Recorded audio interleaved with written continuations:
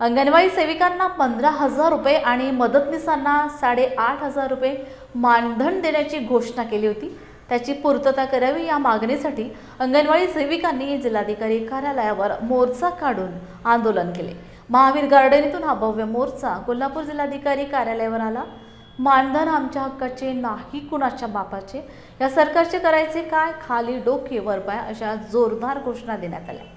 त्यानंतर जिल्हाधिकारी अमोल इटके यांना निवेदन देण्यात आले।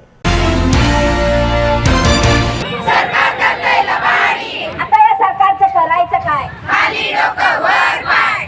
हमारी यूनियन, हमारी ताकत, हमारी यूनियन, हमारी ताकद, हमारी यूनियन, हमारी ताकद। कोण म्हणता देत नाही, घेतल्याशिवाय आम्हाला 15,000 मानधन देणार हे त्यांनी कबूल केलेलं असतानाही आम्हाला 13,000 मानधन दिले त्यांनी आणि प्रोत्साहन भत्त्याच्या नावाखाली आम्हाला कमी तोडक्यात पैसे दिलेले आहेत। आणि आमची प्रमुख मागणी ही आहे की आम्हाला मानधन हा शब्द नकोच आहे, आम्हाला वेतन हवं आहे। कारण आम्ही जी आमची लहान पिढी घडवतोय ते म्हणजे पाया आहे। म्हणजे हे सरकार असं करते की कुंभार जो मळकी बनवतोय त्या कुंभाराला विसरते आणि नंतर ज्याच्यावर कलाकुसर केली जात्या त्या लोकांना तुम्ही भरघोस अशी हे दिली जात्या।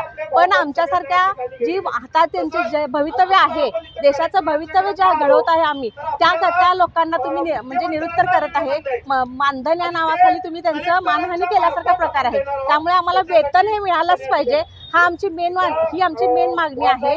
त्याचबरोबर इतरही मागण्या आहेत आणि आम्हाला सरकार प्रत्येक वेळेला आमची फसवणूक करतं। म्हणजे तुम्हाला ही गोष्ट दिली जाईल म्हणून सांगितलं जाते, 15,000 तुम्हाला मानधन देणार आहे हे सांगितलेलं असताना सुद्धा त्यांनी आज आम्हाला 13,000 दिलेले आहे आणि प्रोत्साहन भत्ता म्हणून हे केलं। पण आम्हाला प्रोत्साहन भत्ता हा नकोच आहे, आम्हाला सरसकट पैसे मिळावे ही आमची मागणी आहे।